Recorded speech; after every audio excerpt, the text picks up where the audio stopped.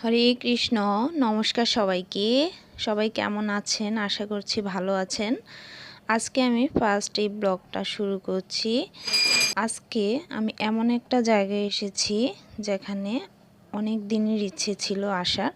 তো যেই ভাবা সেই কাজ। সকালবেলা দ্বাদশী ছিল, আর দ্বাদশীর পালনের সব কিছু নিয়ম মেনে চলে এসেছি আমি এই জগন্নাথ দেবের মন্দিরে। আর এত সুন্দর এই জগন্নাথ দেবের মন্দিরটা আপনাদেরকে বলে বোঝানো যাবে না। যদি না আসেন তাহলে কিন্তু বুঝতে পারবেন না, এত সুন্দর চারদিকটা। আর যখন আমরা ভিতরে যাচ্ছিলাম তখন কিন্তু বৃষ্টি ছিল না, কোনো রকম বৃষ্টি ছাড়াই একদম সুন্দরভাবে এসে আমরা এখানে পৌঁছেছি।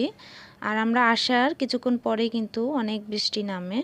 আর দেখুন আমার ছেলেটা এখানে এসে কি খুশিটাই না হয়েছে। সে জগন্নাথ দেবের খুব ভক্ত। সে সকালবেলা উঠেই কিন্তু জগন্নাথকে নমস্কার ছাড়া যায় না কোথাও। তো দেখুন আমরা ভিতরে প্রবেশ করার আগে মোমবাতি আর ধূপকাঠি জ্বালিয়ে তারপর ভিতরে প্রবেশ করলাম। এই যে ভিতরে প্রথম গেটটা দিয়ে ঢুকতেই এরকমটা চারদিকটা এত সুন্দর, এত কারুকাজগুলো এত ভালো লাগছে, আপনারা দেখলে বুঝতে পারবেন। আর এই যে ওর বাবা একটু বাইরে গিয়েছিল, তো ও কান্না জুড়ে দিচ্ছিল। ও আসলে বাবার অনেক পাগল, যে বাবাকে এক সেকেন্ডের জন্য না দেখলেও কান্নাকাটি করতে থাকে। দেখুন কি কান্নাটাই না করছে। তো ওর বাবা আসলে আমরা ভিতরে প্রবেশ করি। তো ভিতরে গিয়ে দেখুন কি সুন্দর একটা বিগ্রহ, এখানে প্রভুপাদের বিগ্রহ আছে। আর এখানটাতে আমার প্রিয় জগন্নাথ দেবের বিগ্রহ আছে। তো অধীর আগ্রহে অনেকক্ষণ ধরে অপেক্ষা করছিলাম যে জগন্নাথ দেবকে কখন দর্শন করব। তো 1 ঘন্টার মতো আমরা এদিক ওদিক মন্দিরটা পুরো ঘুরে দেখছিলাম, আর চারদিকটা একটু দেখে অপেক্ষা করছিলাম। ঠিক 1 ঘন্টার মতো অপেক্ষা করার পর কিন্তু জগন্নাথ দেবকে আমরা দর্শন করতে পারি।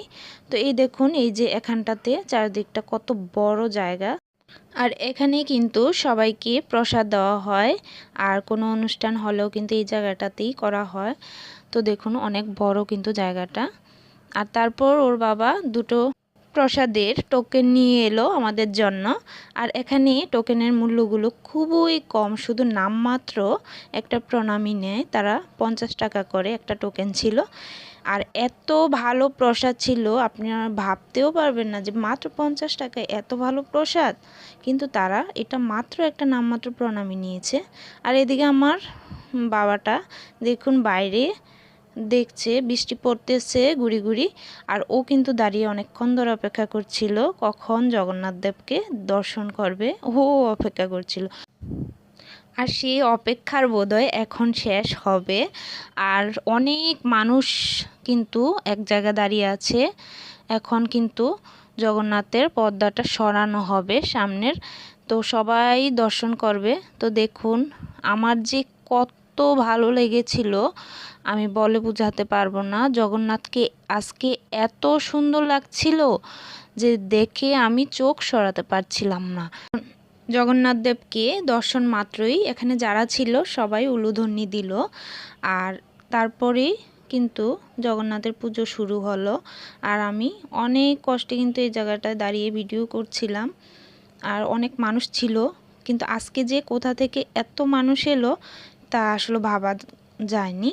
প্রতিদিন হয়তো তাদের এখানে আয়োজন হতো 50-60 জনের মতো, এরকম আয়োজন প্রতিদিন হতো, কিন্তু আজকে মানুষ হয়তো 100 জনের উপরে মানুষ হয়ে গিয়েছিল। তো এত মানুষ কোথা থেকে যে এলো। আর তবে একটা খুবই আশ্চর্যের বিষয়, জগন্নাথের এত কৃপা, জগন্নাথ এত দয়ালু যে ওখানে যে প্রসাদ ছিল সেই প্রসাদে কিন্তু সবার হয়ে গেছে। জগন্নাথের ভান্ডার কখনোই খালি হয় না, সেটা আজকে আমি আবার প্রমাণ পেলাম।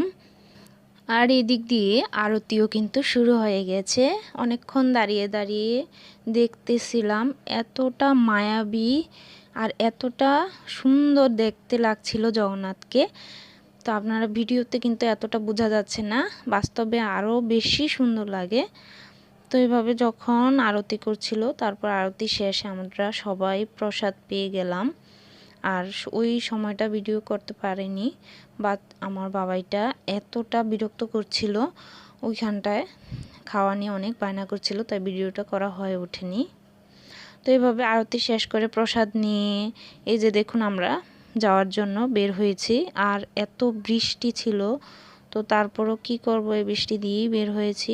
যাওয়ার সময় একটু গুড়ি গুড়ি পড়ছিল। তো আজকের মতো ভিডিওটি এখানেই শেষ করছি। কেমন লেগেছে অবশ্যই কমেন্ট করে জানাবেন। আপনারাও চাইলে কিন্তু এখানে এসে জগন্নাথ দেবকে দর্শন করে যেতে পারেন।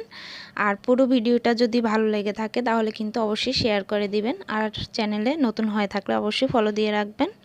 তো আজকের মতো এখানেই বিদায় নিচ্ছি। সবাই সুস্থ থাকবেন, ভালো থাকবেন। ধন্যবাদ সবাইকে।